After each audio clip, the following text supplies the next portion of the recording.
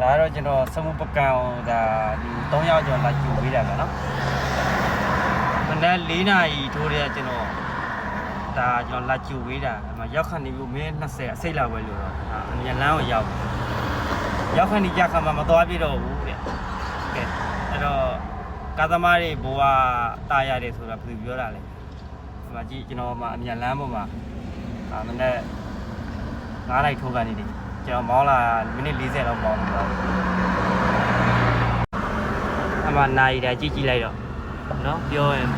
ယုံလာကြအမှနိုင်ကြည့်လိုက်တော့အဲ့တော့ဘယ်လိုလုပ်မလဲမြန်လမ်းမှာဆက်လုပ်ပြန်ဖို့ပဲရှိတော့ဗောနော်မြန်လမ်းမှာမနက်9လိုက်ထိုးကနေနေရောက်ခဏကြာကမှမတော်ပြတော့ဘူးဆိုတော့ပြေတက်တာပြီတာရတယ်နော်ကာသမားကြီးဘောကတာရတယ်အေးစစ်စစ်ပဲတိတ်ကောင်းချင်းမအေးရစားကောင်းချင်းမစားရညာလာပေါ့ဆိုရင်အဲ့တော့မတိကြရင်တော့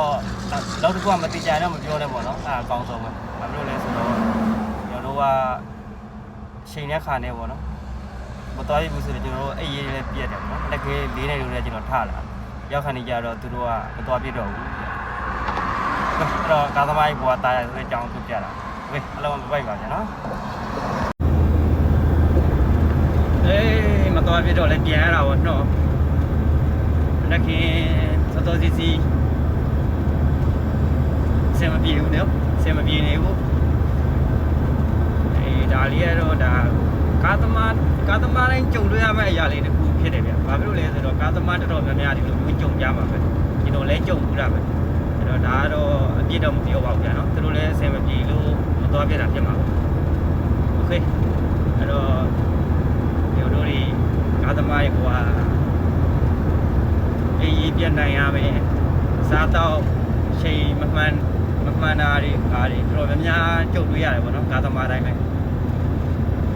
သွားခြင်းနဲ့သွားရထားခြင်းတိုင်းမစားရအဲ့လိုမျိုးလေးတွေပေါ့နော်